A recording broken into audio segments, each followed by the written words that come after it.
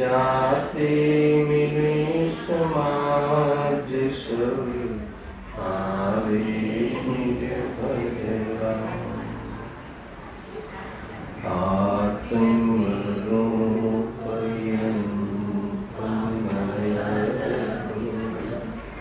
याहि लखे भवसिंहतरो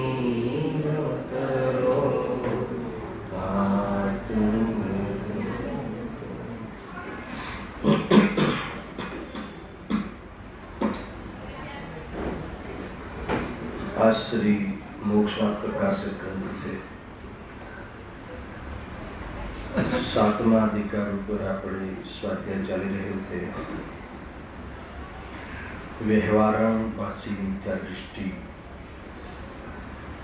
પંડિતજીએ આ કેરેક્ટરના 4 પ્રકાર કહ્યા. એમાં પહેલા 3 પ્રકાર તથા સામાન્ય પ્રવૃત્તિ અહીંયા સુધીનો વિષય આપણે સમાપ્ત થયો. હવે ચોથો પ્રકાર પેજ નંબર 225 ધર્મ બુદ્ધિથી ધર્મ ધારક વ્યવહારામ ભાષી મિથ્યા દૃષ્ટિ. આપણને થોડુંક આમ કે ધર્મ બુદ્ધિથી પાછું ધર્મ ધારણ કરે એવી ધર્મ બુદ્ધિથી અને પાછું વ્યવહાર ભાષી. થોડીક વાત સમજવા જેવી છે કે આગળના જે 3 પ્રકાર કહ્યા એ પણ ધર્મ ધારણ તો કરે છે. અહીંયા ધર્મ ધારણનો અર્થ શું છે? ધર્માચરણ. ધર્મના સંબંધી બાહ્ય આચરણ એ લેજો. બાહ્ય જે પૂજા પાઠ આદિ એ પ્રકારની જે પ્રવૃત્તિ છે એ બાહ્ય સાધન તરીકે છે એ તો અંગીકાર કરે છે. ધર્મધારકનો અર્થ એટલે બધી જ ધાર્મિક પ્રવૃત્તિ, વ્યવહાર ધાર્મિક પ્રવૃત્તિ, બાહ્ય પ્રવૃત્તિ બધી કરે છે એવા જીવની વાત છે. જે ધાર્મિક પ્રવૃત્તિમાં જ નથી આવ્યું એની તો અહીંયા વાત જ નથી. ધાર્મિક પ્રવૃત્તિમાં તો આવ્યો છે, પરંતુ પહેલા 3 પ્રકારને ચોથા પ્રકારનું અંતર કરો કે ધર્મ બુદ્ધિ નથી. પહેલા 3 પ્રકારમાં ધર્મ માટે નથી. ધર્મ એટલે એ કયો ધર્મ? કે આત્માનો ધર્મ, આત્મહિતરૂપી ધર્મ, વિતરાગ ધર્મ. આગળના 3 પ્રકારોમાં તો વિતરાગતાનું પ્રયોજન જ નથી, હે ને? પરમાર્થ નિશ્ચય ધર્મને પ્રગટ કરવાનું કોઈ પ્રયોજન જ નથી. ચોથા પ્રકારમાં જે કહે છે કે એને નિશ્ચય પ્રગટ કરવાનું, નિશ્ચયથી ધર્મ કરવાનું પ્રયોજન શું છે, હે ને? એ પ્રયોજનથી છે. ભલે કુળ પરંપરાથી કરે, આ બી ચોથા પ્રકારનું. ભલે પરીક્ષા રહિત થઈને આજ્ઞાનુસાર કરે, પણ એ જે કરે છે એમાં પરંપરા પ્રયોજન નથી. કરે પરંપરાથી, પણ પ્રયોજન પરંપરાથી નથી, ધર્મ માટે કરે છે. ધર્મ સમજીને કરે છે. સેકન્ડ સ્ટેપ બદલ્યું છે. ખ્યાલ આવે કે નહીં? ભૂલ શું રહી ગઈ કે પરમાર્થ માટે કરે છે પણ એને જ પરમાર્થ માની લે છે. આ મગજમાં રાખજો. અર્થાત ભક્તિ આદિ કરે એને જ વાસ્તવિક પરમાર્થથી ધર્મ માની લે છે. ધર્મ માની લે છે એટલે શું? કે એનાથી મારું કાર્ય સધાશે. કયું કાર્ય? મુક્તિનું કાર્ય કરે છે, મુક્તિ માટે. સમજજો, અહીંયા કોઈ સાંસારિક પ્રયોજનથી કે ભોગ લાલસાથી એવા જીવની ચર્ચા નથી આ. પરંતુ એ જ્યારે પુણ્ય ભાવ, શુભ ભાવ, શુભ અનુષ્ઠાન, વ્યવહાર ધર્મ જે બી કહી લો, અને એ અભૂતાર્થ ધર્મ એ બી જોઈ સમજી લો, એ જે ધર્મનું આચરણ કરે છે એમાં એને અંદર અંદર મીઠાશ આવી જાય છે. અથવા એમાં એને ભ્રમ થઈ જાય છે. ટૂંકમાં એમ કહી શકાય કે આત્માની વાત આવડી જાય એને આત્માનો ધર્મ થઈ ગયો એમ માની લે. ખ્યાલ આવે છે બધા? આત્મા સંબંધી એને જાણકારી એ સંબંધી સ્પષ્ટતા કરે તો એ ઘણી સ્પષ્ટતા કરે, જ્ઞાનીઓના વચનોને એના અલંકારિક ભાષામાં કહે. અલંકારિક ભાષા આજકાલ બહુ જગ્યા લઈ રહી છે ને, બહુ અલંકારથી કહે, પ્રાસ બેસાડીને કહે. વાત જે કહે છે એ સાચી હોય, પરંતુ એ વાતને, એ કથનને, એ મંદ પરિણામને, કહેવાના ભાવને, સમજવાના ભાવને, સમજાવવાના ભાવને, એ પ્રસંગને ધર્મ કર્યો અને આજ થઈ ગયું એમ માનીને કરે છે. એ બહુ મોટી ભૂલ છે. મૂળ અંતર એ છે.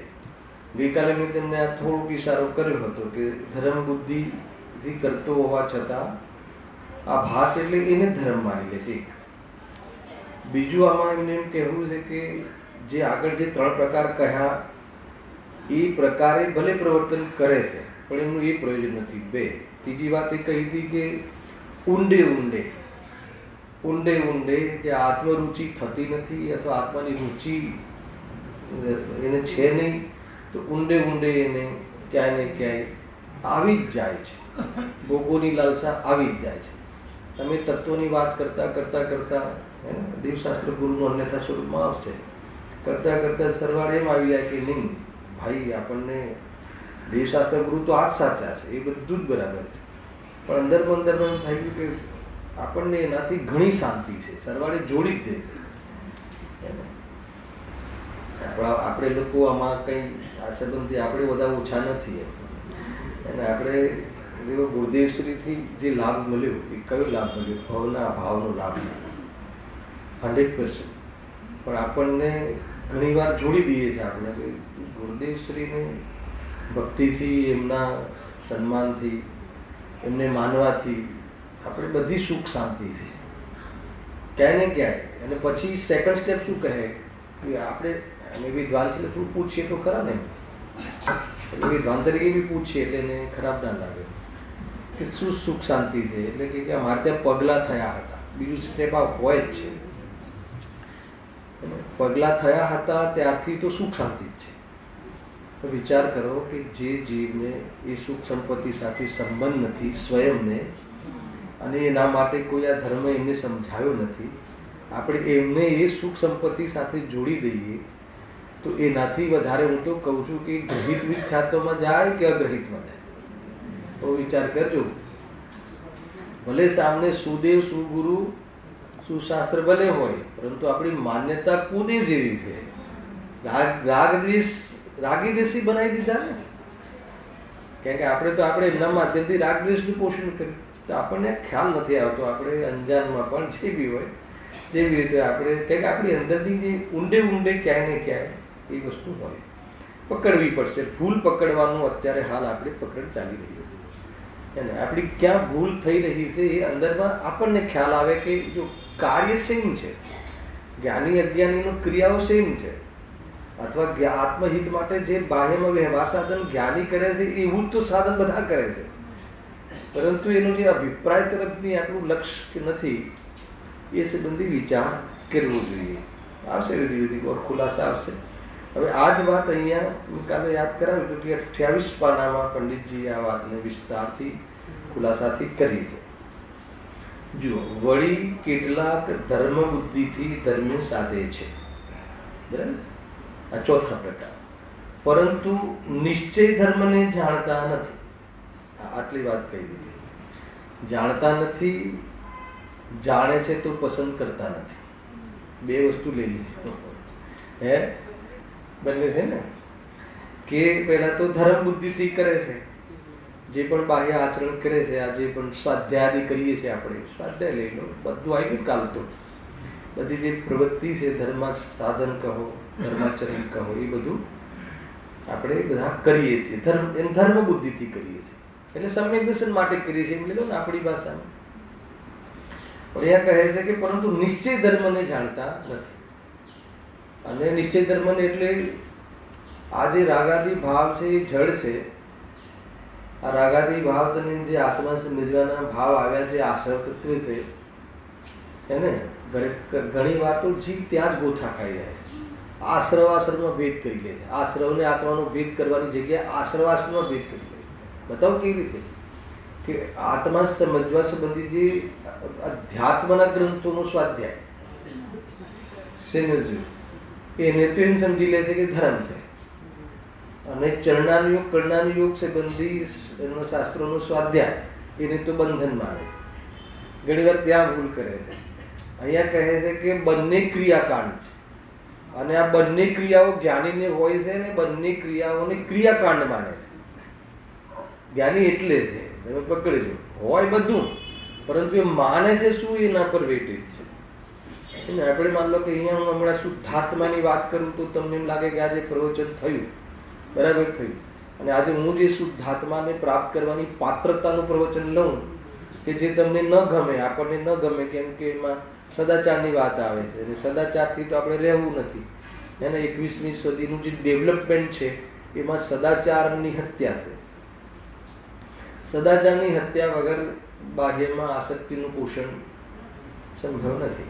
તો કે એ વાત નહીં, એ બધી વાત આપણે તો આત્મા ક્યાં એ કરે જ છે?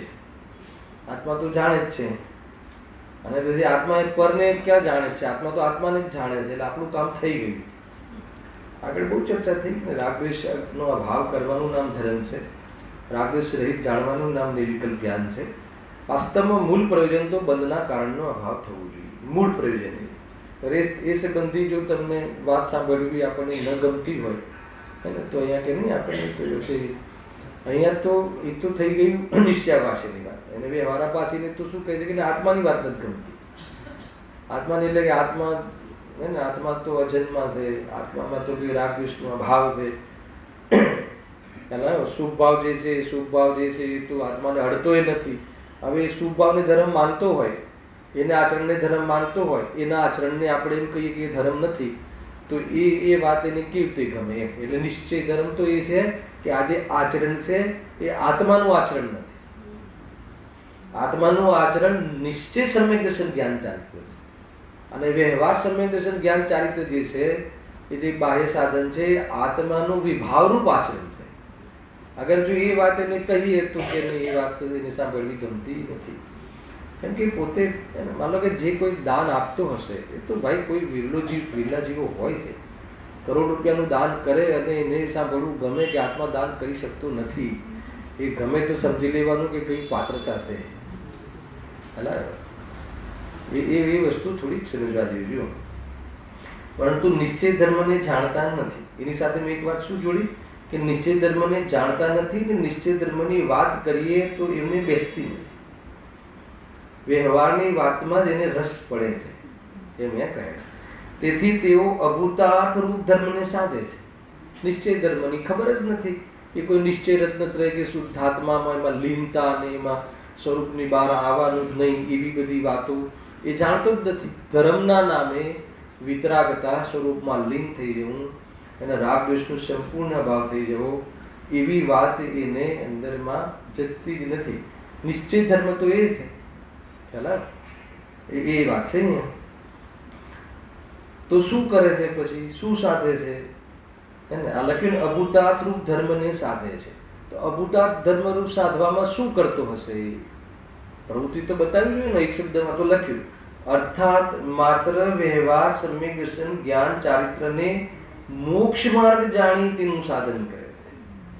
વ્યવહાર મોક્ષ માર્ગને નિશ્ચય મોક્ષ માર્ગ માનીને તેનું સાધન કરે છે. હવે એમાં પ્રવૃત્તિ ખોલો, આગળ ખોલવા વાળા છે કે વ્યવહાર સમ્યક દર્શન જ્ઞાન ચારિત્ર રૂપ સાધન એટલે શું? દેવશાસ્ત્ર ગુરુનું વિકલ્પાત્મક શ્રદ્ધાન કરે, એને સાત તત્વોનું પણ એની પરિભાષા સંબંધી સાત તત્વોની જે સ્વરૂપ છે એનું વિકલ્પાત્મક શ્રદ્ધાન કરે કે વાત તો આ જ સાચી છે. પછી એની પરિભાષા જાણે અથવા તો એ સંબંધી શાસ્ત્રોનું વિશેષ જ્ઞાન કરે. એને વિકલ્પાત્મક શ્રદ્ધાનને નિશ્ચય સમ્યક દર્શન માને છે.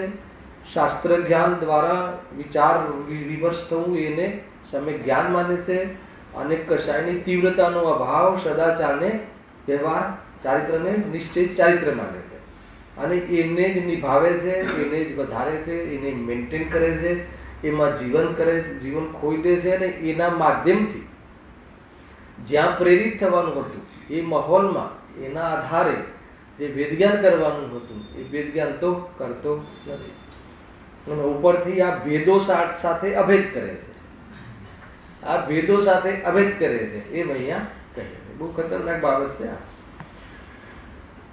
હવે એનું સાધન કરે છે. તો ત્રણ પાઠ કહે ને, સમ્યક દર્શન, સમ્યક જ્ઞાન, સમ્યક ચારિત્ર, અથવા વ્યવહાર સમ્યક દર્શન, વ્યવહાર સમ્યક જ્ઞાન, વ્યવહાર સમ્યક ચારિત્ર. હવે પંડિતજી અહીંયા કહે છે કે એમાં 3 સ્ટેપ ઉઠાવે છે. સમજો, સમ્યક દર્શનનું અન્યથા સ્વરૂપ, સમ્યક દર્શન સંબંધી વિપરીત ધારણા, એમ લેવું છે. એના મૂળ 3 ટોપિક છે.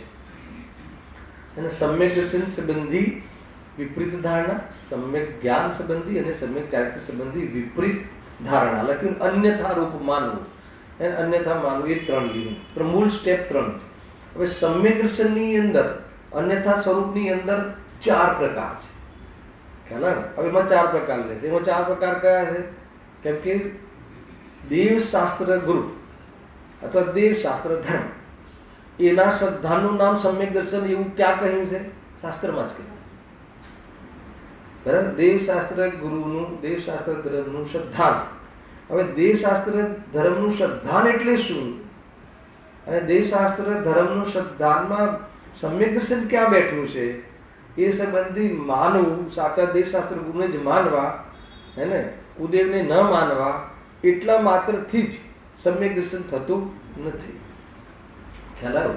7 તત્વની જે પ્રતીતિની વાત તો છે જ નહીં. મને બરાબર યાદ છે કે જ્યારે જે મૂળ ધર્મ, જે દિગંબર આપણો ધર્મ છે, એની અંદર જ્યારે અમે જે લિંગ ધારણ કર્યા હોય ને, જે મુનિ લિંગ ધારણ કર્યું હોય, ક્ષુલ્લક, એલક, આરિકા, જે બી આપણે ત્યાં જે લિંગ કહ્યા છે, તો જ્યારે આપણે ત્યાં મુનિરાજનો આહાર થાય એ વખતની વાત કરી છે. તો સૌથી પહેલાં એ આપણને સૌથી પહેલો કાર્યક્રમ, મને બરાબર યાદ છે, કદાચ કોઈ અહીંયા આપણે મૂળ બેઠા આહારના કાર્યક્રમ કર્યા હોય, તમારે કર્યા હશે પહેલાં. તો એ વખતે જ્યારે મુનિરાજ આપણા ઘરે આવે ને, આહાર સંબંધી જ્યારે એમને આપણે ત્યાં સ્વાગત થાય, તો સૌથી પહેલાં ધર્મોપદેશ આપે. સૌથી પહેલાં જે આપણે બાકી વિધિ પતી જાય, નમસ્કાર આદિ, દક્ષિણા આદિ, પછી એ આપણને ઉપદેશ આપે. તો ઉપદેશમાં સૌથી પહેલાં એ કહે કે આપણને મિથ્યાત્વ છોડાવે, સૌથી પહેલાં સમ્યક દૃષ્ટિ બનાવે. આ નિયમ હતો. તો એ કયો સમ્યક દૃષ્ટિ ખબર તમને? સૌથી પહેલાં એ કહે કે કુદેવ, કુગુરુ, કુશાસ્ત્રનું જે છે એ સંબંધી તમારી જે ભક્તિ, પૂજા, પાઠ, શ્રદ્ધાન છોડો, અને સાચા દેવશાસ્ત્ર ગુરુ, વિતરાગી દેવ સાચા છે માનો, એ પહેલાં પ્રતિજ્ઞા લેવડાવતા હતા. સૌથી પહેલાં આપણા ઘરે આવે ત્યારે. અને એને લોકભાગ, એને સમ્યક દર્શન માની લેતા કે જે વાસ્તવિક વ્યવહાર સમ્યક દર્શનનો એક મેટર છે. અને ભાઈ અમને સમ્યક દર્શન થઈ ગયું. કેમ કે સમ્યક દૃષ્ટિ જીવ હોય છે, આત્મદૃષ્ટિ જીવ જે હોય છે, જેને આત્માની અનુભૂતિ હોય છે, જેને વિતરાગતાનો પ્રેમ હોય છે, જેને વેદજ્ઞાનનું શ્રદ્ધાન હોય છે, જેને વિતરાગતાની દ્રઢતા હોય છે, એવા જીવો રાગી જે દેવગુરુ શાસ્ત્ર પ્રત્યે ક્યારે બી એને ઝુકાવ કે એનો પ્રેમ કે એની શ્રદ્ધાન કે એને મોક્ષ માર્ગનું કારણ ન માને, એ ગેરંટી છે. એટલે જે એની બાહ્ય વાત હતી એ બાહ્ય વાત તો લઈ લીધી, કયું કુદેવ, કુગુરુ, કુશાસ્ત્ર તરફની શ્રદ્ધાન, એને એનું પ્રાણ જાય તો બી એને ક્યારે બી એને એ તરફનું શ્રદ્ધાન એને સપનામાં બી ના આવે કે મારા હિતના કારણ છે, એવું ક્યારે ન માને. એટલું શ્રદ્ધાન દઢ હોય છે વાસ્તવમાં એના સમ્યક દૃષ્ટિના પૂર્વમાં.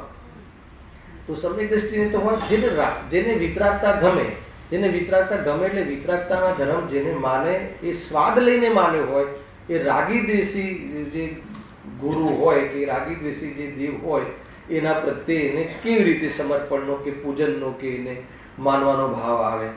તો કહે છે કે એટલું તો મનાવડાવી દીધું. તો એવું તો વ્યવહારાભાસીને પણ હોય છે. અર્થાત તો વ્યવહાર ધર્મ અથવા તો આત્માનો ધર્મ પ્રાપ્ત કરતા પહેલાની પાત્રતામાં હોય છે. તો કહે છે, મને બરાબર યાદ છે અર્પિત, કે આ લોકો અમને પછી કે તમને સમ્યક દર્શન બોલો, પ્રતિજ્ઞા લો, અને સાક્ષાત ગુરુ છે તો ગુરુ માને બી છે ને, નિર્ગનતામાં ગુરુ પૂરું આપણે સ્થાપના કરી બી છે. તો આપણને બાકાયદા એમના ચરણમાં, એમના ચરણમાં જે કહો એ આપણને એ પ્રતિજ્ઞા લેવડાવે. એટલે દેવી દેવતાઓ આ એને આપણને ઘરમાંથી બહાર કાઢે, જે બી આપણે રાખતા હોય તો એ શ્રદ્ધાન પહેલાં કરાવતા અને જાહેર કરી દેતા કે ભાઈ હવે હું તમારા હાથેથી આહારનું સેવન કરી છે. આ પહેલી શરત હતી. ખ્યાલ આવે હું શું કહેવા માગું છું? ખેર એ શરત ખોટી છે એમ નહીં, સાચી શરત છે, પણ એને નિશ્ચય ધર્મ માન્યું છે. વાત એ છે એક. અને વર્તમાનમાં એ જે આ જે શ્રદ્ધાનનો જે કરાવવાનું જે પદ્ધતિ હતી એ રહી ગઈ, તો આજે બી દેવી દેવતાઓને માનવા લાગ્યા છે. ખ્યાલ આવે? એને આમ સોનગઢ જ રહે અને નવરાત્રિમાં બી જાય, એવું કેવી રીતે બને? મને એ મેચિંગ ખ્યાલ નથી આવતું. મારા ભાઈ મને એ જ કહે કે સોનગઢ બી જાય બધા અને નવરાત્રિમાં બી જાય, તો એ બેનો મેળ ખાય છે. ખ્યાલ? અરે પોતે ન જાય તો દીકરા દીકરીઓ જાય એવું અંદરમાં ઈચ્છે, ક્યાંક એના વગર રહી જાય. હું તો કહું છું કે અમેરિકા જોયા વગરનું રહી જાય તો એમાં શું બગડી જાય? હે ને?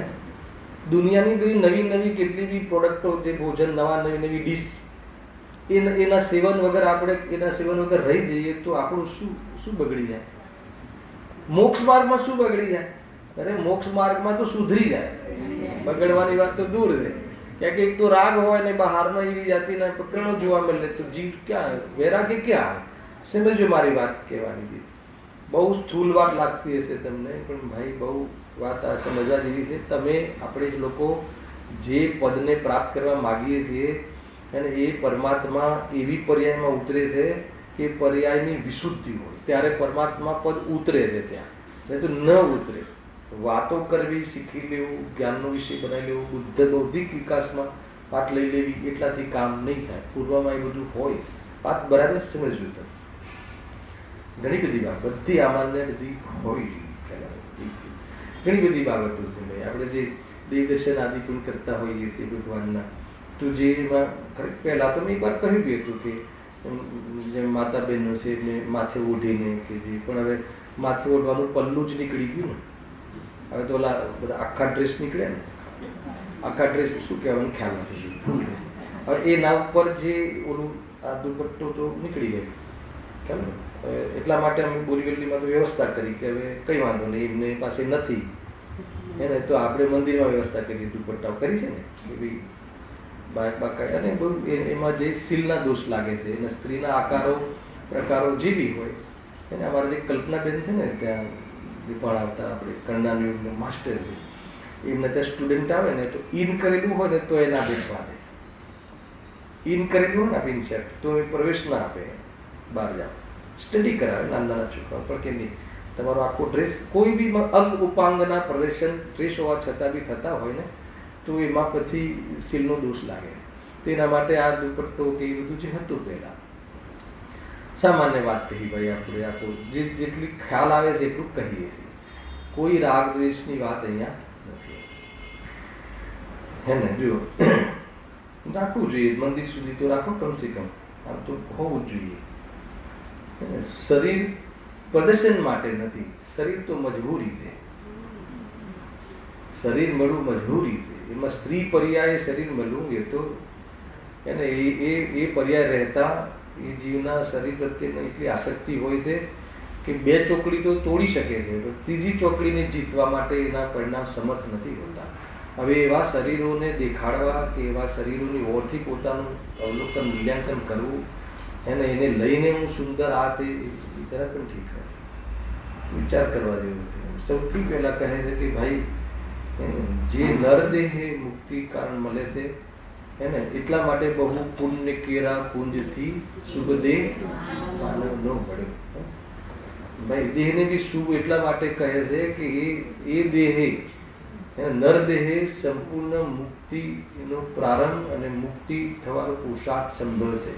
બાકીના જે દેહ છે નારકી આદિ હે ને એમાં સમ્યક દર્શન સુધી તો જઈ શકે છે, સંયમ પછી આગળ મુનિદશા એ બધા ત્યાં સ્કોપ નથી.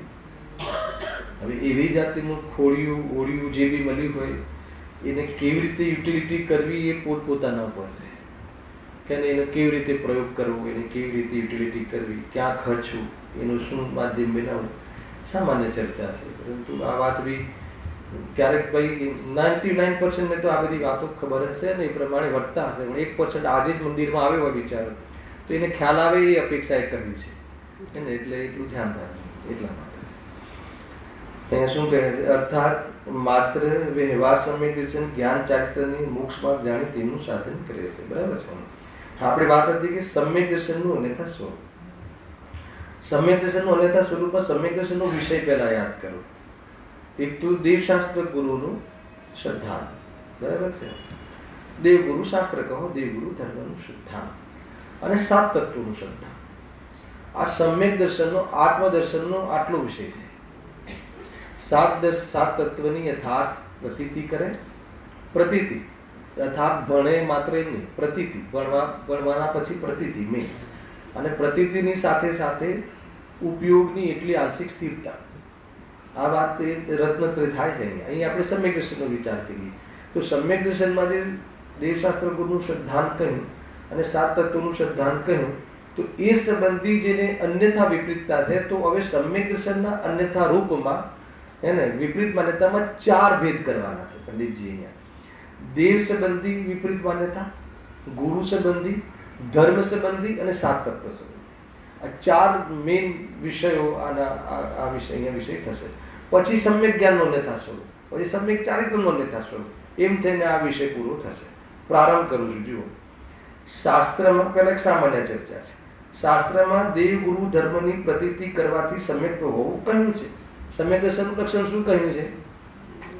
દેવશાસ્ત્ર ગુરુનું શ્રદ્ધા પ્રતીતિ, અને 4 લક્ષણ કયા છે ને, બધાને ખ્યાલ છે કે નહીં? 9મા અધિકારમાં આવશે. દેવશાસ્ત્ર ગુરુનું શ્રદ્ધાનું નામ સમ્યક દર્શન છે, સાત તત્વના શ્રદ્ધાનું નામ સમ્યક દર્શન છે, સ્વપરના શ્રદ્ધાનું નામ સમ્યક દર્શન છે, સ્વના શ્રદ્ધાનું નામ સમ્યક દર્શન છે. એમાં કયા લક્ષણથી શ્રદ્ધાન કરવું છે, સમ્યક દર્શન કરવું છે? બોલો 4માંથી. અરે 4 એક જ છે. એના નિરૂપણમાં અંતર છે, એનું પ્રયોજન છે. આગળ કહ્યું કે જ્યારે એક જ છે તો 4 શું કામ કહો? એવા બી પ્રશ્નો, ખાલી એમને કન્ફ્યુઝ કરો છો એવા પ્રશ્નો મૂક્યા પંડિતજી સ્વયં 9મા અધિકારમાં, બહુ વિસ્તાર. જ્યારે 4 છે જ નહીં તો એક જ કહો ને, તો કે એકમાં સીધી ખબર પડે એવા જેવું ઓછા છે, હે ને? એટલે એને વિસ્તારથી કહેવું પડે છે. એમ કે ને ત્યાં અલગ અલગ જવાબો આપ્યા છે. એ વખતે આપણે વિશેષ ચર્ચા કરીશું. અહીંયા જો શાસ્ત્રમાં દેવગુરુ ધર્મની પ્રતીતિ કરવાથી સમ્યક થવું કહ્યું છે. એવી આજ્ઞામાંની અરહંત દેવ નિર્ગંધ ગુરુ તથા જૈન શાસ્ત્ર વિના બીજાઓને નમસ્કાર આદિ કરવાનો ત્યાગ કર્યો છે. આ એને કર્યું છે, આટલું કર્યું છે. સાંભળજો, આ બી એક વાત સમજવા જેવી છે કે એને અરિહંત ભગવાન આદિ પંચ પરમિષ્ટિ આદિ એમ કહ્યું ને.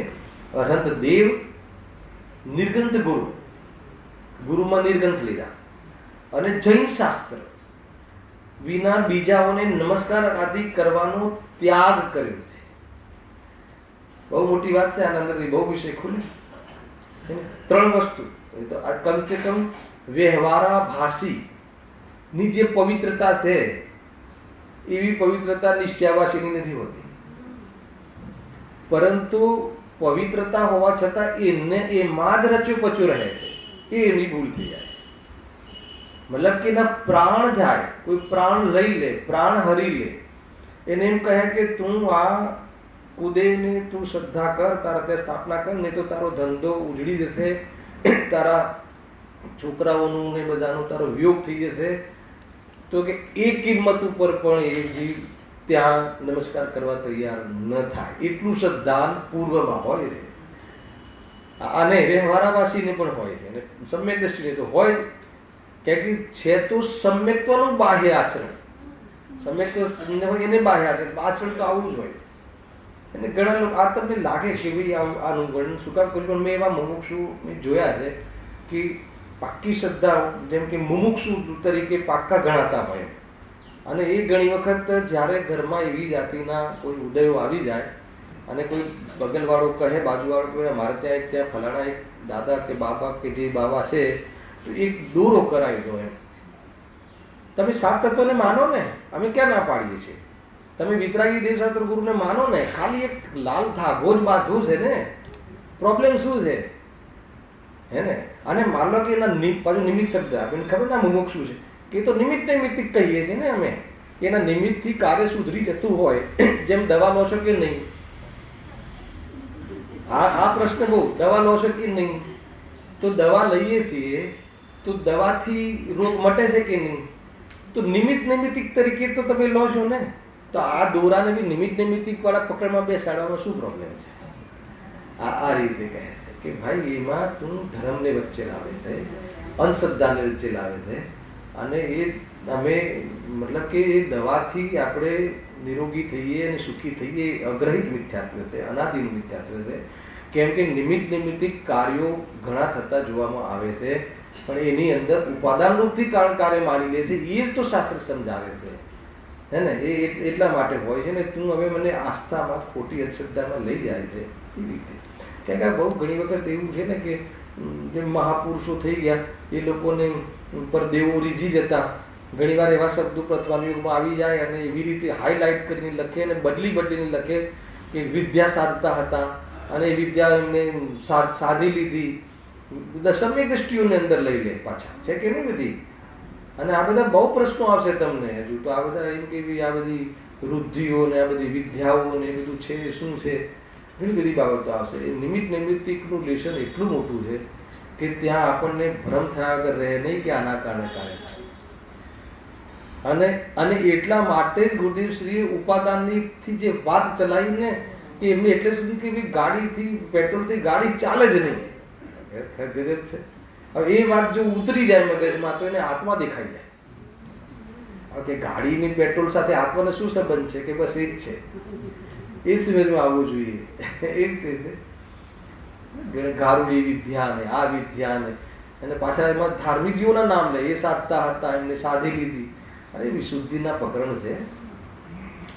જીવ એને પ્રથમ અનુયોગમાં આવશે, 8મા અધિકારમાં અનુયોગમાં પણ એને જે રીતે અનેક રીતે એને પ્રેઝન્ટેશન કરવાની પદ્ધતિ છે. એને અમુક સામે ભોળા જીવોને સમજીને પણ લોકો એનો મિસયુઝ કરી નાખે છે. પરવશ, કોઈને સ્વવશ કરવામાં, કોઈને આપણે એને વશ કરવાની વિદ્યા, વશીકરણ વિદ્યા, આ બધી વિદ્યાઓ બધી ચાલે છે. એ આખી અલગ પ્રકરણ છે. ખેર, હું તો એટલા માટે લઈ આવ્યો કે આ એવો વ્યક્તિ છે કે જે હે ને અરહંત દેવ, નિર્ગ્રંથ ગુરુ તથા જૈન શાસ્ત્ર વિના બીજાઓને નમસ્કાર આદિ કરવાનો ત્યાગ કરે છે. નમસ્કાર આદિ એટલે કે પ્રવૃત્તિ જ ના હોય, અથવા બીજા અન્યને નિર્ગ્રંથ ગુરુ માન. કેટલી વાત આવે ગુરુદેવસિંહને જો સંપ્રદાયમાંથી આવ્યા, કેમ કે એમને ગુરુપદ હતું ત્યાં એમને ત્યાં, અને એમને કહ્યું ત્યાં એટલી ભાષા કહી કે એક ધાગાનો ટુકડો રાખે આટલો નાનો, અને પોતાને ગુરુ માને અને મનાવડાવે તો કે નિગોદનો બંધ થાય. જીનવાણીમાં છે પણ જો કેમ કે એ ત્યાંથી આવે ને સંપ્રદાયથી, ત્યાં ગુરુપદ હતું એટલે લોકો એમને ગુરુ માનવાનું છોડતા નહોતા. નામ નિક્ષેપથી ગુરુદેવ કહીએ, ગુરુજી કહીએ, આપણે આપણા શિક્ષકને ગુરુજી કહીએ, એ વસ્તુ જુદી છે. પણ એમને પોતે ડિક્લેર કર્યું અને એને લઈને એ વધારે કહેતા કે તમે ક્યાં કે એમના જે આદર્શ જે હતા, જેમના આદર્શ હોય એ તો ગુરુ માનવાનું છોડે જ નહીં. એટલે કે જો આ વસ્ત્ર છે, જો તમે મને ગુરુ માન્યા, એમને એમ કહેવું હતું મેં આટલો ટુકડો રાખીને તમે ગુરુ માનો અને મનાવડાવો તો કે એમાં નિગોદનું બંધ થાય. અને પછી પોતાના માટે જાહેર કર્યું કે હું તો એક વૃત્તિ શ્રાવક છું અને જીવન બધું સંયમ રૂપ. પણ જે પોસ્ટ જે ચોથા ગુણસ્થાને અવૃતનું જ લેબલ લાગે છે, ભલે જીવન ગમે એટલું પવિત્ર હોય. બીજી ચોકડી હટે નહીં તો કસાયની મનતામાં સંયમ જેવું જીવન જીવે પણ નામ અસંયમી. સર્વાત સિદ્ધિના દેવોમાં તો એને તો બહારમાં ઇન્દ્રાણી બી નથી હોતી. અને આખા જીવન 33 સાગરનું આયુષ્ય, એ આખા આયુષ્ય દરમિયાન એક વાર બી ભોગનો ભાવ નથી આવતો. સાંભળજો. અને એટલું જ નહીં, અને પ્રવૃત્તિ સામે જોઈએ તો ટોટલી શાસ્ત્ર સ્વાધ્યાય, આત્માની જ વાત, એમાં બી આત્માની જ વાત, આત્માના ગુણોની વાત, અને આત્માના ગુણોની વાત કે ફરીથી રિપીટ ના થાય અને એવી વાત. તો પણ કહે છે કે અવૃત્તિ અસંયમી સમ્યક દ્રષ્ટિ. હવે આનું રહસ્ય શું છે એમ? એટલે બોલો, મનુષ્ય જે જીવન મળ્યું છે ને એ બહુ, આમાં જીતવું બહુ ભાઈ, એને પરિણામ આવવાની યોગ્યતા હોય અને એનાથી ભેદ જ્ઞાન કરીને જીતવું એ બહુ મોટો પુરુષાર્થ છે. પહેલા એ રીતે છે. એટલા માટે ઘણી બધી બાબતો છે આમાં. જો અરહંત દેવ, નિર્ગ્રંથ ગુરુ તથા જૈન શાસ્ત્ર વિના બીજાઓને નમસ્કાર આદિ કરવાનો ત્યાગ કર્યો છે. બીજાઓ એટલે કુદેવ ગુરુ કુશાસ્ત્ર, અને એને ક્યારે બી સપનામાં બી નહીં. એમ ગમે એટલી મતલબ કે આપણે થોડુંક આપણે ઘરમાં પરિવર્તન હોય, અહીંયા સાંભળીને પરિવર્તન લાવીએ. એ વખતે હું કહેતો બી હતો 5મા 6ઠા અધિકારમાં કે કુદેવાદીને આખો અધિકાર હતો ને આપણે કુદેવ ગુરુ શાસ્ત્ર, તો આપણે એના પર દ્વેષ નથી. અને દ્વેષ એ બી આપણા જેવો જીવ છે, એને એ બી વાસ્તવમાં દુઃખી જીવ છે, દુઃખી જીવ છે. એને એકવાર કોઈની જોડે ચર્ચા થતી હતી ઓફિસમાં, દેવો સંબંધી, તો ભાઈ એ બી આપણા જેવો જ જીવ છે. એટલું કહ્યું ત્યાં સુધી તો એને પ્રોબ્લેમ ના આવ્યો. પછી મેં કીધું કે એ આપણા જેવો જ દુઃખી જીવ છે.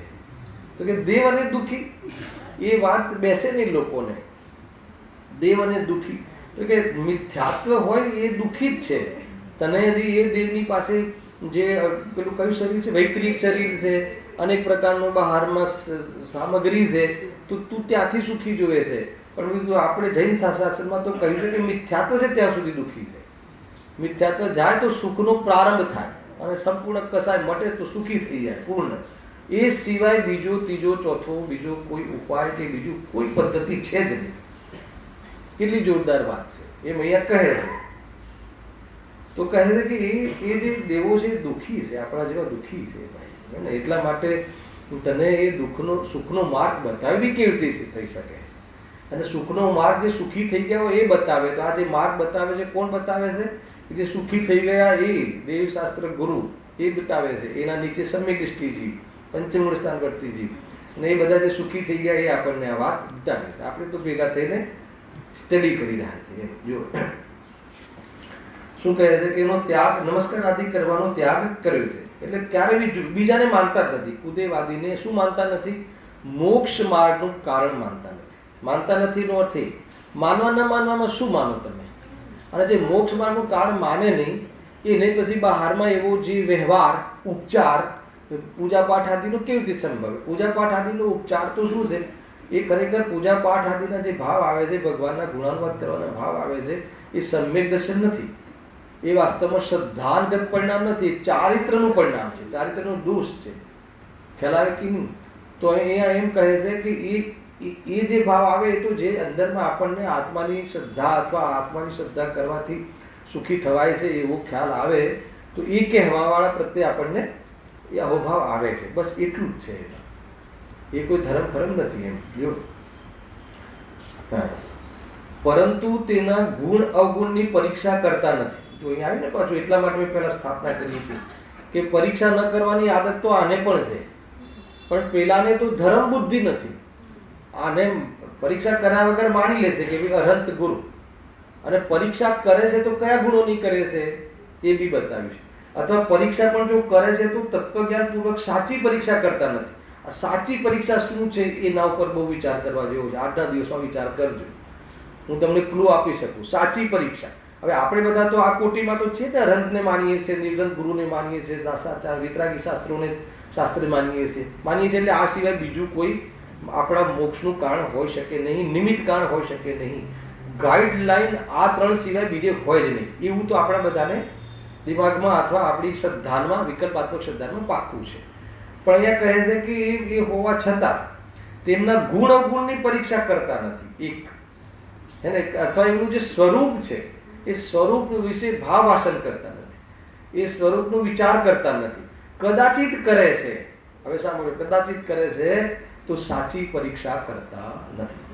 હવે તમને હું વાંચીને અહીંયાથી નીકળી જાઉં, પણ હવે સાચી પરીક્ષા કરતા નથી એમાં આપણે આવીએ કે ના આવીએ એ અમારે સમજવું તો કેવી રીતે સમજવું? તો સાચી પરીક્ષા કરતા નથી એનો અર્થ આપણને ખબર હોવું જોઈએ. લખ્યું છે આગળ, જો પણ માત્ર બાહ્ય લક્ષણો વડે પરીક્ષા કરે છે, અને એવી પ્રતીતિ વડે તેઓ સુદેવ ગુરુ શાસ્ત્રની ભક્તિમાં પ્રવર્તે છે, તે અહીં કહીએ છીએ. જો તમને અત્યારે હારું મૌલિક ભાષામાં કહી દઉં આ સાચી પરીક્ષાનું, કાં તો હવે એના પછી પેરેગ્રાફ છે ત્યાંથી વાંચીને કહું. બોલો કેવી રીતે કહું? જે રીતે કેવું રીતે કહો, પણ કહો.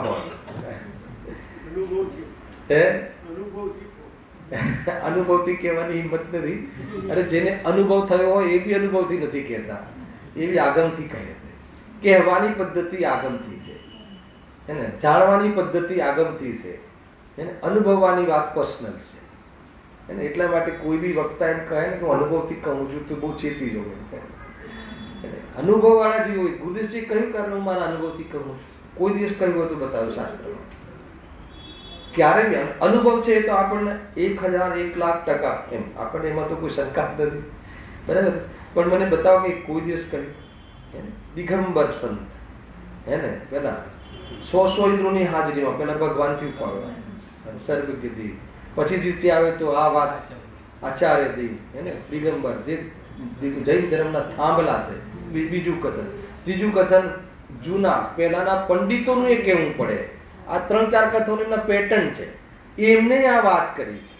એમને આ વાત અહીંયા જે કહેવામાં આવે છે એ વાત એમને કરી છે.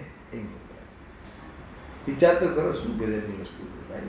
આપણે એની નિર્માણતા એ બધું આપણને જો દેખાય, અંદરનું પરિણમન દેખાય તો કામ થઈ જાય.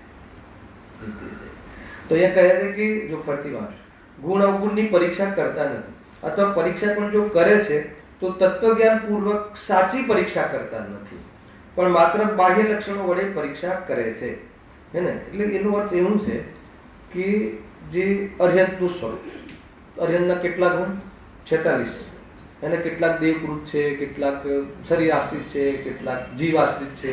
તો એ રીતે બધું બરાબર ભણી લે અને એ પ્રમાણે પરીક્ષા બી કરી લે.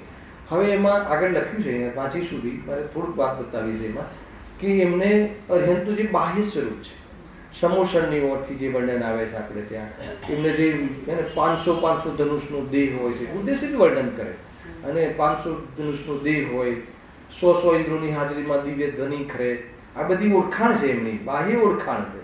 તો કે એ રીતે તો અર્યંતનું સ્વરૂપ માને. પછી આમાં તો એવું લખ્યું કે જે કેવલ જ્ઞાનની ઓરથી બી સ્વરૂપ માને, વિતરાગી છે એની ઓરથી બી સ્વરૂપ માને. તો આપણે યાદ હોય તો આપણે અહીંયા જે પેલી ગાથા લીધી હતી ને 31, 32, 33, એમાં એ સ્તુતિનું પ્રકરણ હતું. તો કે દેહની સ્તુતિ કરીને દેવની સ્તુતિ કરે, એ હતું ને. તો દેહની સ્તુતિ કરીને દેવની સ્તુતિ કરે, તો કે દેહની સ્તુતિ કરીને દેવની સ્તુતિ શું કામ કરો છો, અથવા તો પછી દેવની સ્તુતિ શું કામ કહો છો, દેહની સ્તુતિ કહો ને. તો કહે કે દેહના માધ્યમથી દેવની સ્તુતિનો વ્યવહાર કરી શકાય છે. સાંભળજો, એમાં દેહની સ્તુતિ કરીને દેવની સ્તુતિનો વ્યવહાર કરીએ તો દેહ અને આત્માને એક થવું પડે એમ નથી હોતું, પરંતુ એવું દેહના આધારથી દેહનું બાહ્યમાં, એવા જ્ઞાનીઓના બાહ્યમાં કેવો દેહ હોય છે અને એ પ્રમાણે યાદ કરીને અંદરમાં આવી વિતરાગતા વાળા જીવોને બાહ્યમાં આવવું હોય છે, અથવા બાહ્યમાં આવવું હોય છે ને આવી વિતરાગતા હોય છે, એમ સમજીને વિતરાગતાનું જ્ઞાન કરી શકાય છે. બરાબર છે, ત્યાં સુધી લઈ આવ્યા. તો કે પછી એ તો વ્યવહાર સ્તુતિ થઈ, એ તો દેહ આશ્રિત ગુણોનો વ્યવહાર કર્યો, પણ કે એમને કોઈ પોતાનો આત્મા આશ્રિત બી કોઈ પરિચય છે કે નહીં. તો કે અનંત ચતુષ્ટય, અનંત ભગવાને અનંત ચતુષ્ટય પ્રગટ થાય છે. તો કે અનંત ચતુષ્ટયની ઓરથી અમે એમના ગુણનો ગુણાનો વાત કરીએ છીએ.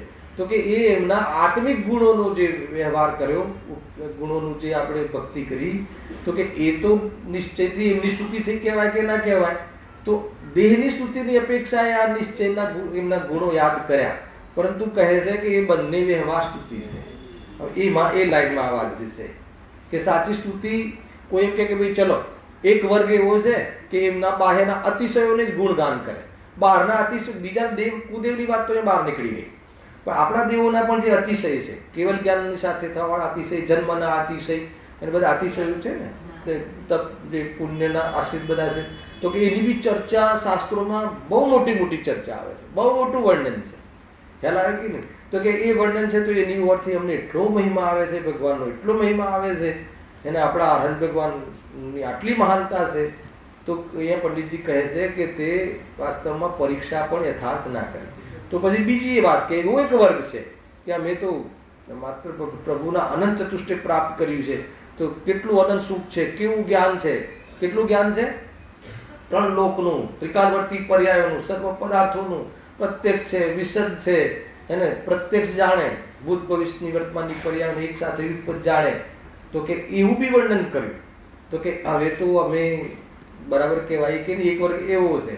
તો કહે છે કે સાચી પરીક્ષા તો ત્યારે કહેવાય, ક્યારે કહેવાય બતાવો, કે જ્યારે એ જાણીને પોતાના આત્માનો મહિમા આવે આ વાત, અથવા તો એ જાણીને પોતાના જ્ઞાન સ્વભાવનો મહિમા, રાગ આદિને દોષ, પોતાના રાગ દ્વેષ અને જ્ઞાનમાં ભેદ વિજ્ઞાનનું પોષણ કરે તો કહે છે કે વ્યવહાર ભક્તિ સાચી છે. વ્યવહાર ભક્તિ એલા કે ઉદ્દેશ એ હોય તો, એ ના હોય તો કે બધું ગયું પાણીમાં, એમ કહે છે. તો કે કેમ એમ કહો છો? અગર જો ભેદજ્ઞાન વાળી પ્રવૃત્તિ ન સાધી, એ સાધના ન કરી, તો તું આ જે તને આ બધું આવડે છે અને આ બધું જાણીને તને જે શ્રદ્ધાન થયું છે કે આ જ સાચા દેવ છે, અને આ જાણીને તમને મહિમા આવે છે કે આ જ મારા ભગવાન છે, તો કે એ મહિમા આવે છે એનો બી પ્રોબ્લેમ નથી, જ્ઞાનીઓને બી આવે છે, પરંતુ તું એને શું માની લે છે? એટલા માટે જે શાસ્ત્રમાં લક્ષણ કહ્યું હતું, કયું લક્ષણ કહ્યું હતું? કે દેવશાસ્ત્ર ગુરુના સદ્ધાનના સમ્યક દર્શન, તો અમારી આવી પાકી શ્રદ્ધા છે, તો બોલો સાહેબ મને હવે સમ્યક દર્શન કહેવાય કે ના કહેવાય? તો કે એટલા માટે કહે છે કે એ તો એમના માધ્યમથી અથવા એમના સ્વરૂપના માધ્યમથી જે જાણતો અરહંતને ગુણ દ્રવ્ય પર્યાયપણે પછી પોતાના આત્માને જાણે તો મોક્ષ પામે છે, પણ ત્યાં સુધી પહોંચતું નથી, અને ત્યાં જ એની દૂરી ખેંચી લે છે. અમે કોઈ દિવસ બીજા ભગવાનને તો યાદે ના કરીએ, જઈએ નહીં, તો કહે છે કે તને દ્વેષ છે, એને દ્વેષ છે. કુદેવો પ્રત્યે દ્વેષ કરવાનું કીધું નથી. આત્માની શ્રદ્ધા વગર અથવા આત્માની શ્રદ્ધાના પ્રયોજન વગર કુદેવાદી તરફનું દુર્લક્ષ સેવે તો એમાં દ્વેષ બુદ્ધિ હોય ને હોય, અને દ્વેષ બુદ્ધિ કરે એટલે દેવો આવી જાય લડવા માટે, તો પછી પાછો બદલાઈ જાય. ના ખ્યાલ આવે? દેવોને અવધિ જ્ઞાન હોય છે, હવે દ્વેષ બુદ્ધિ કરે ને આજુબાજુ ફરતા જ હોય, અહીંયા ફરતા હોય દેવો, ચિંતાનો વિષય નથી. આત્માઓને તો શું છે? હેલો. અને જીન મંદિરમાં તો આવે જ આવે, આવતા હોય, કંઈ બહુ મોટી વાત નથી. એ બી દર્શન કરવાના અધિકારી છે, અને આપણે અહીંયા દ્વેષ બુદ્ધિથી આપણે સમજીએ, હવે ડરાવતો નથી ત્યારના, તો કે પછી વળી પાછું અરે ભાઈ, એટલા માટે શરૂઆત એથી હોય છે કે અમારું જે કામ કરવું છે ને એ એમની પાસે નથી, બસ. બાકી એ બી ભગવાન બનવાનું સામર્થ્ય રાખે છે, એને બી સમ્યક દર્શનનો અધિકારી છે, અને કોઈ દેવ કદાચ આવી જાય તમારી પાસે તો બેસાડો કે બેસાડ પડ આપણું વચન, અને તું તારા આત્માનું કલ્યાણ કર. અને આવા પ્રસંગો થઈ ગયા છે, બહુ થતા. હવે તો ઓછા આવે છે ને, પહેલાં આવતા હોય અંતર તું કહે, આહવાન કરે, પધારો, આવો, ભગવાનની વાણી અહીંયા પણ છે. તમે તો સિમંદર વાણી સાંભળીને આવતા હો છો, અહીંયા એ જ વાણી છે, સાંભળો, પ્રસન્ન રહે દેવો. બહુ મોટી વાત નથી, સાંભળે શું પ્રોબ્લેમ હોય બાજુમાં બેસીને, અને એમાં ચિંતા શાની? જે તમે ટીવીમાં જુઓ છો ને એવા બધા રૂપ નથી હોતા, ધ્યાન રાખજો. એ તો બધું બનાવટ કરે છે, તો બહુ સુંદર હોય છે દેવો તો, અને એ બધી એ જે રીતે પ્રકાર હોય છે, અને એ તો જેવું રૂપ બનાવો એવું બનાવે છે, એને ક્યાં પ્રોબ્લેમ છે? ચિંતા નહીં કરવી, બરાબર? નહીં કેટલા બધા જોયા છે ને, પહેલાં આવતા ને બધા ગામડામાં તો બૂમ, અને અમારી સાઈડ તો બહુ જ હતું એમનું આવા ગમે. હર ઘરમાં એક ને કોઈનો કોઈ દેવ આવતો જ હોય, તો આવે એટલે શું છે? આવે એનું કામ છે, આવે ને જાય, પ્રોબ્લેમ શું છે? એને કહેવાનું કે ભાઈ તને શું તકલીફ પડે છે અને કઈ વાતની તકલીફ છે, પૂછવાનું કે તું આ ભેદ જ્ઞાન કર, એ રીતે વાર્તાલાપ કરવાનો, થઈ જાય. એ રીતે બધા બહુ પ્રશ્નો છે. એ બોલતો હશે કે નહીં બોલતો હોય, બોલે તો હિન્દી બોલતો હશે કે મરાઠી બોલતો હશે, કેટલા આ બધા નાના છોકરા બહુ પ્રશ્ન પૂછે, ને ઘણી બધી બાબતો છે. આ એટલા માટે કહ્યું કે ચિંતા નહીં કરવાની. મતલબ મારે એ બતાવવું છે કે આટલું દ્રઢ શ્રદ્ધાન અરવિંદ ભગવાનનું, એમને એમના કેવલ જ્ઞાનનું વર્ણન કરે તો જાણે કે આંખો ભીંજાઈ જાય પ્રેમથી, અને એમનું જે વિતરાગતાનું જ્યારે ચિંતન કરે તો એને એમ લાગે કે કેટલા અદ્ભુત દેવ છે. આ બધું જ કરે, પણ આવો મારો સ્વભાવ છે. કેટલી વાત એને કહી ગઈ ગુરુદેવ કે એ વાત રહી ગઈ, બસ. પહેલી વખત નક્કી કર્યું ત્યારે એકદમ બરાબર હોય, હા, પછી વ્યક્ત રહે હર વખતે નિરંતર સબકોન્શિયસ માઇન્ડમાં હોય એવું નિરંતર રહે. એટલે સબકોન્શિયસ શું કહે છે? અહીંયા તો વ્યક્તમાં રહે. ભલે આપણે લીધું હતું ને ત્યાં કે સુગાળજીના બોલમાં વિચાર કર્યા વગર કે વિચારીને આ જ ગુંટન રહે. આ લીટી ઉપર 4 પ્રવચન કર્યા હતા. એક જ લીટી 200 નંબરનો બોલ, હે ને? સમ્યક દ્રષ્ટિ એટલે કે આ તો સમ્યક દર્શનના પહેલા પૂર્વમાં વિચારીને કે વગર વિચારે આ જ ગુંટન રહે. આ જ ગુંટન એટલે હું ગાયક છું એટલું જ નહીં, પૂરા સિદ્ધાંતો ક્રમબદ્ધ પર્યાય બધા આ જ ગુંટન. વગર વિચારે કેવી રીતે ગુંટન રહે? વગર વિચારે એટલે વગર વિચારનો જીવ હોય કોઈ વગર વિચારના તો કેવલી હોય. તો કોઈનો કોઈ વિચાર તો હોય એમ કેવું છે પંડિતજીને ત્યાં. શું ગણેશ સાહેબ કહે છે કે વગર વિચારે એટલે આ વિચારો ના હોય એમના વગર વિચારે, અન્ય વિચારો હોય. અન્ય વિચારો લખ્યું છે નીચે, એમને ઇન્ટરપ્રિટેશન કર્યું છે કે અન્ય વિચારો હોય અને ભોગના વિચારો હોય કે વેપારના વ્યવહારના વિચારો, એ વખતે બી આ જ ગુંટન હોય. તો વિચાર તો એકનું જ ચાલે, તો આ ગુંટન કેવી રીતે હોય? હવે સબકોન્શિયસ માઇન્ડ લેવું કે શું લેવું? તો કે આપણે લઈએ છીએ ને અભ્યાસ રૂપે ધ્યાન પોષણ, એનું આ જ પોષણ રહે, આ જ પક્ષ આવે. એને એમાં પ્રવર્તવા છતાં એમાં એ વાત એને જચે નહીં એવી એક અંદરની જ્ઞાનની એ વખતે વ્યક્ત ધારામાં એ જ સદ્ધાય છે, એ જ જ્ઞાનમાં પોષાય છે એને. તો એવી એ આ કોની વાત છે? ગર્ભિત વિશુદ્ધિ. આ કોની વાત છે? સમ્યક દર્શનના પૂર્વની વાત છે. બહુ લીધેલું છે આ વિશે આપણે ત્યાં બધા અલગ અલગ જગ્યાએ તો લીધી જ છે. તો કે એ અહીંયા કહે છે કે એવી જાતિની એનું નામ કહે છે કે સાચી શ્રદ્ધા. એને બાકી કોઈ ભગવાનનું જ ખાલી ભગવાન ભગવાન તમે મહાન છો, તમે આ છો, એ તો માધ્યમ. એને વ્યક્ત કેવી રીતે કરાય? જ્યારે અંદરની વસ્તુ એ આપણને ખબર પડે કે આવું મારું સ્વરૂપ છે, ત્યારે એમાં પછી પુરુષાર્થ કમજોર પડે છે અથવા એમાં વિશુદ્ધિ થોડી હાનિ થાય છે, ત્યારે આપણે એમને ભગવાનની યાદ કરવું. આપને એક ગાયક બતાવે, શું વસ્તુ બતાવી છે તમે એ સમજી લેવાનું કે એ વખતે તમારી એ શિથિલતા આવી, કમજોરી આવી, પ્રમાદ આવ્યો. પેલી બાજુ થોડા વધ્યા હોત, આ ભગવાનના વિકલ્પ સુધી ના આવ્યા હોત તો કદાચ કામ પણ આવ્યા હોત, ના આવ્યા હોત તો એ તો આપણી કથન છે વાસ્તવમાં. એ વખતની એવી યોગ્યતા છે. ધ્યાન ક્યાં આપવું એની વાત. સાચી શ્રદ્ધા કોને કહેવી? શિવને આવે છે કે ત્યાં છે ને, સાચી પરીક્ષા કોને કહેવી? સાચી પરીક્ષા કરતા નથી પણ માત્ર બાહ્ય લક્ષણો વડે પરીક્ષા કરે છે અને એવો પ્રતીતિ વડે તેઓ સુદેવ ગુરુ શાસ્ત્ર ભક્તિમાં પ્રવર્તે છે અને બધી ભક્તિમાં પ્રવર્તે છે. એનું એમ જ માને છે કે મને શ્રદ્ધા આટલું. અને વાસ્તવમાં આવી દ્રઢ શ્રદ્ધાવાળા જીવો હોય છે. સમ્યક દૃષ્ટિ તો હોય જ છે, પણ સમ્યક દર્શનનો જે પ્રયાસ કરતા હોય એને પણ હોય છે અને એને શ્રદ્ધાગત ભૂલ રહે છે, પણ એનો જે વિકલ્પાત્મક શ્રદ્ધામાં આવી દ્રઢતા હોય છે. પણ એમાં આત્મા તરફ ના પહોંચે એટલે બધું ચોકડી જે કે કહે કે તે કરોડો કમાઈને આપ્યા એ ચોકડી કોઈ કે એને તો આમાં હેતુ ન બનાવ્યું ને, આમાં નિમિત્ત તરીકે તો તે આમાં એમને કંઈ કર્યું નહીં ને. પૈસા આપી દીધા એટલે બસ થઈ ગયું એવું ક્યાં ધર્મ છે? એના મેં તો એક ભગવાનના પૈસા આપી દીધા ને તો શું થઈ ગયું? ઉપકાર કર્યો ભગવાન પર, શું કર્યું? આવા ટોન સાંભળી છે અમે, જે લોકો કલેક્શનમાં જતા હોય ને આ બધું બહુ એમને અનુભવ થાય છે. આવીને અમને કહે એટલે અમને ઉદાહરણ મળે, ખ્યાલ આવે કે નહીં? આ રીતે થતું હોય. જો વાંચું 5 મિનિટ છે એ વસ્તુ છે મેં કહી ને અહીંયા થોડુંક અહીંયા કેવી રીતે રજૂઆત કરીશ પંડિતજી. હા, દેવ ભક્તિનું અન્યથા સ્વરૂપ. હવે એક લેશે બધા. દેવ, ગુરુ, શાસ્ત્ર અને ધર્મ 4 લેવું છે ને. તો પેલા દેવ, અર્હંત દેવ છે, ઇન્દ્રાદિક દ્વારા પૂજ્ય છે, બરાબર, અનેક અતિશય સહિત છે. આ બધી વિશેષતાઓ છે કે નહીં એમને? અને આ બધી વિશેષતાઓથી એમને માનવા એ મિથ્યા દ્રષ્ટિ છે? એવું માનવું એ મિથ્યાત્વ છે કે ના? છે ને. પણ એ આવું આ રીતે માન્યા એટલે મને અર્હંતની શ્રદ્ધા થઈ ગઈ, એટલે મને સમ્યક દર્શન થઈ ગયું. ત્યાં ભૂલ છે. ખ્યાલ? આ 100 ઇન્દ્રોથી પૂજ્ય, ઇન્દ્રાદિકથી પૂજ્ય એકમાત્ર વિશ્વમાં અર્હંત આદિક જ હોય. આપણે તો ઇન્દ્ર પૂજ્ય લાગે છે, હે ને? ઇન્દ્ર પૂજ્ય લાગે કે ભગવાન ઇન્દ્ર પૂજે છે જેને, હે ને? એ રીતે છે. અને અતિશય સહિત છે, ક્ષુધાદિ દોષ રહિત છે, શરીરની સુંદરતાને ધારણ કરે છે, શ્રી સંગમ આદિથી રહિત છે, દિવ્ય ધ્વનિ વડે ઉપદેશ આપે છે. અહીંયા સુધી કયા ગુણો થયા? પરાશ્રિત છે, વિશેષતા. એ આ બી એમના ગુણ છે, બાહ્ય ગુણ છે. હવે એમના પરિણામમાં પ્રગટેલા કેવલ જ્ઞાન વડે લોકાલોકને જાણે છે, એટલે કયું આવ્યું? સર્વજ્ઞતા. તથા જેને કામ ક્રોધાદી નાશ કર્યા છે, એટલે કયા આવ્યા? વિતરાગતા.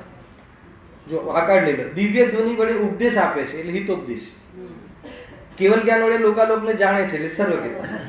તથા જેને કામ ક્રોધાદી નાશ કર્યા છે તે કર્યા છે એટલે વિતરાગતા ઇત્યાદિ. આ થયા આત્મિક.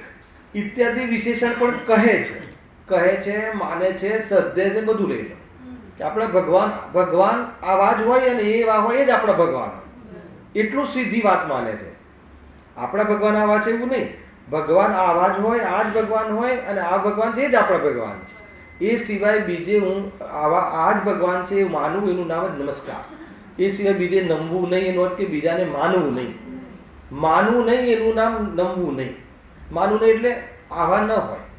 હવે સાંભળજો, હવે હવે હવે એ શું કહે છે, તેમાં કેટલાક વિશેષણ તો પૂતગલ આશ્રિત છે, વાત પતી ગઈ, તથા કેટલાક વિશેષણ જીવ આશ્રિત છે. હવે કહેવા અમે તો બંને રીતે માનીએ છીએ ને, એમના આંતરિક લક્ષણથી બી માન્યા, બાહ્ય લક્ષણથી બી માન્યા.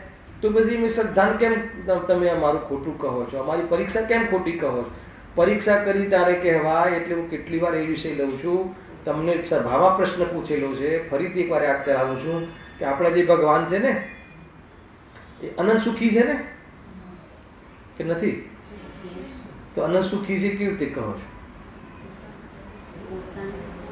તો કહે ને પોતાને ઇન્વોલ્વ કરીને અનંત સુખી છે એટલે કે ભાઈ કહ્યું છે ને કે ભાઈ અનંત દુઃખનું કારણ કસાય છે અને કસાયથી રહિત છે એટલે સુખી છે. એ બી તો શાસ્ત્રથી કહ્યું. કસાયથી રહિત છે તો એ સુખી છે એવું કઈ રીતે કહ્યું? તો પોતાના પર લઈએ કે ભાઈ આપણને તીવ્ર કસાય જ્યારે ઘટે છે, મટે છે, ત્યારે આકુરતા ઓછી થાય છે. તો જેને કસાય જ ના હોય તો એ પોતાને ત્યાં સુધી હજુ તો સિદ્ધ કર્યું. એટલા માટે આ કસાય સુખરૂપ નથી. એ તરફનું હેયત્વ, એ તરફનું પરાયત્વ, પરાયપન આપણા પરિણામોમાં રહે, ગર્ભિત સુક્તામાં. તો કહે છે કે પરીક્ષા કરીને ઉપાય તારો વેમાં છે. હેલા આ છે ત્યાં સુધી તો નથી પહોંચતું. જો બહુ જોરદાર લખ્યું છે. જેમ કોઈ અસમાન જાતિએ મનુષ્ય આદિ, એક લીટી મેન આ રહી ગઈ, તેને ભિન્ન ભિન્ન ઓળખતો નથી. આ મૂળ વાત. આ ખ્યાલ આવે છે, આમાં બહુ મેટર છે. ભિન્ન ભિન્ન ઓળખતો નથી એટલે એક પૂતગલ આશ્રિત અને એક જીવ આશ્રિત. તો બંનેને અરિહંત ના માને છે. એટલે પૂતગલ આશ્રિત છે એ તો શરીરનો ધર્મ છે. દિવ્ય ધ્વનિ એ વાસ્તવમાં પૂતગલ આશ્રિત ધર્મ છે. પુણ્ય આશ્રિત ચમત્કાર છે. સર્વાંગથી ઓંકાર ધનવી ખરવી એ પુણ્ય આશ્રિત, પુણ્યની પાર્ટીનું કાર્ય છે. અને પુણ્ય કોણ છે? દુશ્મન છે. તો દિવ્ય ધ્વનિ કઈ પાર્ટીનું પ્રોગ્રામ છે? કે આને આવું નહીં બોલો, અમારા માટે તો દિવ્ય ધ્વનિ મુખ્ય છે દેશના. હેલા ઈચ્છા સહિત નથી ખરતી વાસ્તવ. અને જ્યારે એ સિદ્ધ ત્યારે જ થાય છે કે જ્યારે દિવ્ય ધ્વનિ ખરવાનું બંધ થાય. જ્યાં સુધી દિવ્ય ધ્વનિ ખરે છે, હેલાવે કે નહીં, ત્યાં સુધી અયોગ કેવલી થતા નથી. અને અયોગ કેવલી થતા નથી ત્યાં સુધી સિદ્ધત્વ આવતું નથી. એટલે જે વસ્તુ એ બધી નીકળી જાય છે પછી થાય છે. એનો અર્થ કે આત્માની ચીજ નથી. પણ આ જે બંનેને એક જ માને છે. ટૂંકમાં એ જ વાત કે દેહ અને આત્માને, જે પૂતગલ અને જીવને, એ બંનેને એક જ માને છે, ભિન્ન ભિન્ન જાણતો નથી. બહુ સુંદર ઉદાહરણ આપ્યું છે. જો જેમ કોઈ અસમાન જાતીય મનુષ્યાદિક પર્યાયોમાં ભિન્નતા ન જાણી મિથ્યા દ્રષ્ટિને ધારણ કરે છે. ગજબ છે હે ને? આપણે આ અસમાન જાતિ દ્રવ્ય પર્યાય છે ને, દેહ અને આત્મા, કે ભાઈ દેહને અમે જીવ નથી માનતા પણ મનુષ્યને તમે જીવ માનીએ ને, તો એ અસમાન જાતિ દ્રવ્ય પર્યાય. આ હું ખુલાસો કરીશ, આ તો અત્યારે વાંચી લઉં છું, સમય થઈ ગયો છે. તો અસમાન જાતે મનુષ્યાદિ પર્યાયમાં ભિન્નતા ન જાણી તો મિથ્યા દ્રષ્ટિને ધારણ કરે છે, મિથ્યાત્વને ધારણ કરે છે. તેમ આ પણ અસમાન જાતીય અર્હંત પર્યાયમાં જીવ પૂતગલના વિશેષણોને ભિન્ન ન જાણી મિથ્યા દ્રષ્ટિપણું ધારણ કરે છે. હવે કેવી રીતે મિથ્યા દ્રષ્ટિપણું ધારણ કરે છે એની ચર્ચા આપણે દિવાળી એના પછી બી, અષ્ટાનિકા પછીના શનિ રવિ ફરીથી મળીશું. અને એ બધી યાદ કરીશું. યાત્રામાં છીએ તો કેવી રીતે આવીશું. સહેજાનંદી